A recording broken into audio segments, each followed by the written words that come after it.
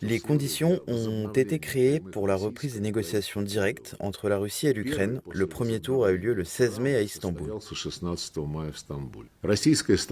La partie russe, comme convenu, a rapidement élaboré un mémorandum approprié qui expose notre position sur tous les aspects d'un traitement fiable des causes profondes de la crise.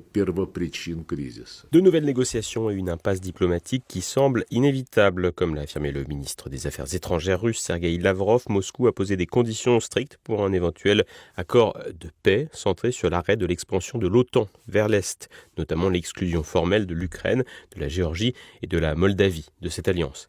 Ces exigences incluent également la levée de certaines sanctions occidentales, la protection des russophones en Ukraine et la reconnaissance d'un statut de neutralité pour Kiev. Cependant, ces conditions sont perçues comme des ultimatums par l'Ukraine et ses alliés occidentaux qui voient une tentative de Moscou d'imposer un veto sur les choix souverains de nations indépendantes. Les divergences d'apparence irréconciliables entre les parties et une méfiance mutuelle semblent paralyser tout progrès dans les échanges. Du côté ukrainien, la position est tout aussi inflexible. Kiev insiste sur son droit à poursuivre une intégration à l'OTAN, considérée comme une garantie essentielle contre de futures agressions russes. Le président Volodymyr Zelensky a dénoncé les propositions russes comme des manœuvres destinées à prolonger le conflit, accusant Moscou de chercher à gagner du temps pour consolider ses gains militaires.